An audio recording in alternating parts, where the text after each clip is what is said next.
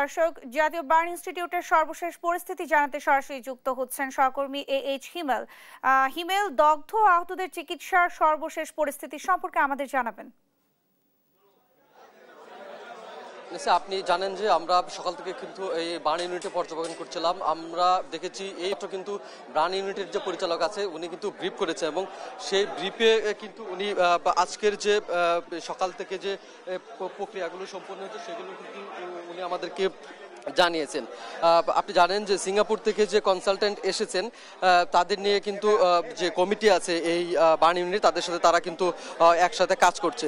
উনি যেটি বলছেন যে আজকের যে বার্ন ইউনিটের যে পরিচালক তিনি যেটি আমাদেরকে জানিলেন যে ওনাদের মূল কাজ হচ্ছে সিঙ্গাপুরের একজন যে কনসালটেন্ট এসেছেন এবং তার সাথে যে নার্স এসেছেন তাদের সাথে কাজের সমন্বয় করা এবং বিভিন্ন ডিসিপ্লিনের শিক্ষকদের সাথে এই নিয়ে তারা আলোচনা করছেন এবং তারা কিন্তু যে বার্ন অর্থাৎ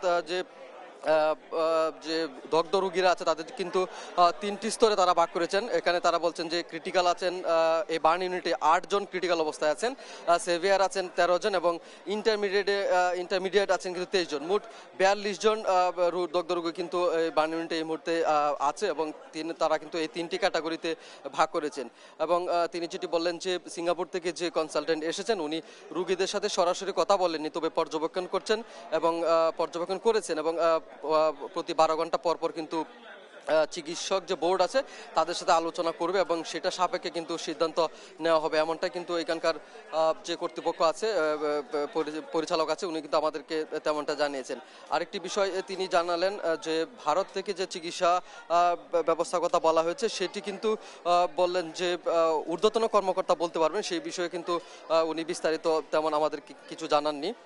এবং ওখানে আরেকটি বিষয় উনি বলার চেষ্টা করেছেন যে প্রত্যেকটি রোগীকে তারা আলাদা করে চিকিৎসা নেওয়ার চেষ্টা করছেন এবং সিঙ্গাপুরের যে প্রতিনিধি আছেন, সিঙ্গাপুরের যে কনসালটেন্ট প্রতিনিধি আছেন ওনার সাথে কিন্তু কথা বলে অর্থাৎ তাদের সাথে সমন্বয় করে হাসপাতালে যে কর্তৃপক্ষ আছে এবং চিকিৎসকরা আছেন যে বোর্ড আছে তিনটি সদস্য নিয়ে কিন্তু একটি বোর্ড গঠন করা হয়েছে এবং এই যে বোর্ড ঢাকা বার্ন ইউনিটের বার্ন ইনস্টিটিউশনের যে বোর্ড আছে সেই বোর্ডের সমন্বয়ের সাথে কথা বলে সিঙ্গাপুরের যে কনসালটেন্ট আছে যদি দেশের বাইরে প্রয়োজন পড়ে কোনো রোগীকে নিয়ে যাওয়ার তাহলে কিন্তু তারা সেরকম ব্যবস্থা গ্রহণ করেন, তেমনটাই কিন্তু এখানকার যে বার্ন ইউনিট পরিচালক আছেন তিনি আমাদেরকে তেমনটা জানিয়েছেন। এবং এখানকার সর্বশেষ তথ্য মতো কিন্তু 29 জন দগ্ধ রোগী মারা যায় সেমনটা জানা গেছে, কিন্তু বিভিন্ন মাধ্যমে আমরাও দেখেছি যে 32 জন ইতিমধ্যে কিন্তু সর্বমোট মারা গেছেন, এমনটা কিন্তু আমরা সর্বশেষ এখান থেকে জানতে পেরেছি। ঢাকা বার্ন ইনস্টিটিউশন থেকে পরিচালকের যে ব্রিফিং সেই ব্রিফিং কিন্তু এই ছিল আমার কাছে সর্বশেষ অবস্থা। ন্যান্সি।